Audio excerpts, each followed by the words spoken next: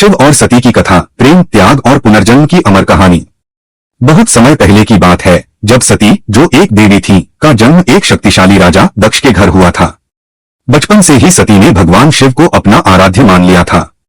शिव उनके लिए सिर्फ भगवान नहीं थे, वह उनके मन की गहराइयों में बसे एक प्रिय साथी, एक आदर्श थे। सती बड़ी हुई और उनका प्रेम शिव के प्रति गहरा और अडिग होता गया। जब उन्होंने अपने पिता दक्ष से शिव के साथ विवाह की इच्छा प्रकट की तो दक्ष क्रोधित हो गए। दक्ष एक महान राजा होने के बावजूद शिव की तपस्वी जीवन शैली और साधारण रूप को पसंद नहीं करते थे। लेकिन सती ने हार नहीं मानी। उन्होंने अपनी प्रबल भक्ति और प्रेम से शिव को अपना पति बना लिया। सती का जीवन शिव के साथ आनंदमय था, जैसे कोई निर्मल झरना शांत पर्वतों के बीच बहता हो।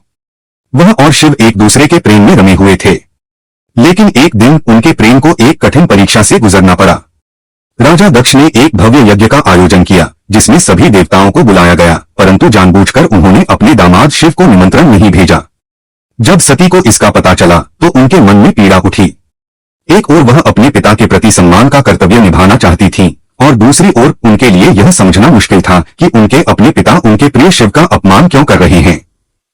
सती ने शिव से अपने पिता के घर जाने की इच्छा जताई।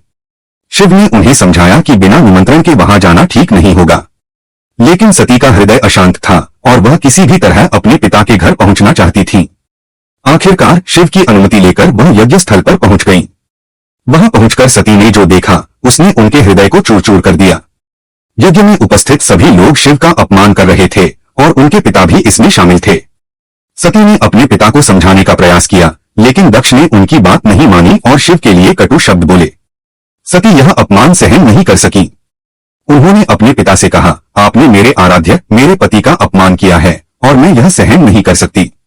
अपनी बात समाप्त करते ही सती ने अपनी शक्ति का उपयोग करते हुए अपने आप को यज्ञ की अग्नि में भस्म कर दिया। जब शिव को सती के इस बलिदान का पता चला तो उनका हृदय क्रोध और दुहक से भर गया। उन्होंने वीरभद्र को उत्पन्न किया और दक्ष के यज्ञ को ध्वस्त करवा दिया।